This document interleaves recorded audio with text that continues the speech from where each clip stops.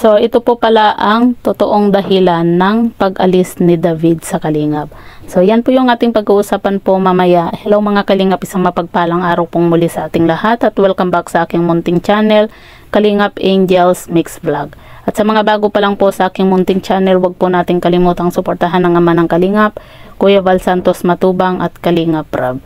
At paunawa panoorin po muna ang full video bago mag-comment para malaman ang nilalaman nito. So dito nga po mga Kalingap, marami po ang nalungkot nga po sa pagpapaalam po ni David. At syempre isa na din po ako doon na nalungkot din po kung totoo man po ito na aalis na po siya sa Kalingap at hindi po ito prank. At yun nga po mga Kalingap, syempre marami po ang nalungkot, maging ako dahil nga po sanay na po tayo na nandyan po lagi si David kasama ni Kalingap Rab nga po. At isa din po siya sa naging kuya nga po ng Kalingap Angels. At syempre cameraman din po siya ni Kalingap Rab nga po Kaya talagang maging yung mga Kalingap Angels panigurado po na malulungkot po sila kasi kumbaga kung mapapansin po natin dito po sila kay David mas kumbaga dikit, kumbaga mas close nga po maging itong sinadara, 'di ba?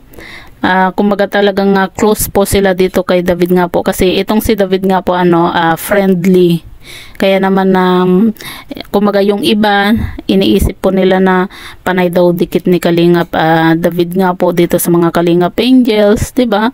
Kumbaga minsan nabibigyan lang po nila ng hindi magandang issue kumbaga hindi magandang pagdikit-dikit ni Kalingap David nga po dito sa mga Kalingap Angels. Kumbaga syempre parang sa kanila, kumbaga dito kay Kalingap David, kumbaga parang kuya-kuyahan lang po siya ng mga angels kasi mga bata pa naman po yung mga Kalingap Angels, 'di ba?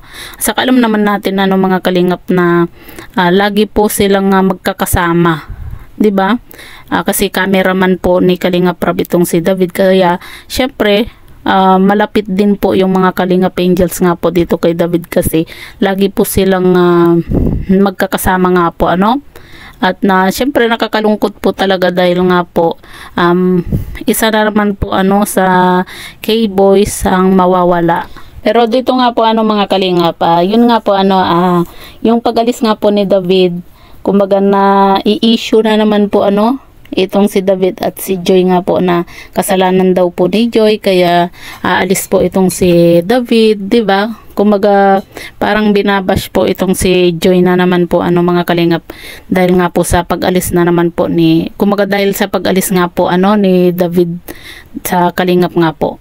At yun nga po wag naman po nating sisihin itong si Joy sa pag-alis nga po ni David kasi syempre desisyon naman po yun ni David at gusto po niyang matry po na magtrabaho din po sa Manila dahil nga po sabi nga po niya may isang opportunity nga po daw doon at gusto po niyang subukan. Siguro kung maging okay doon baka hindi po siya makabalik dito nga po sa Kalingap. Pero kung siguro hindi maging okay doon sa sinubukan niyang yun na trabaho or opportunity, babalik at babalik naman po yan si Kalingap David. Lalo na syempre isa rin po yan sa naging kumbaga isa rin po yan na pinagkakatiwalaan ni Kalingap Rab nga po at kaibigan po ni Kalingap Rab nga po. Sana prank lang po itong sinabi nga po ni Kalingap David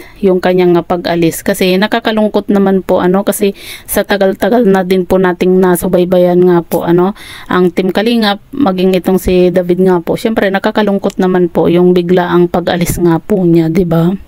So yan po mga Kalingap, po yung masasabi nyo sa bidyong ito, i-comment nyo lang po sa ibaba at babasahin po natin isa-isa.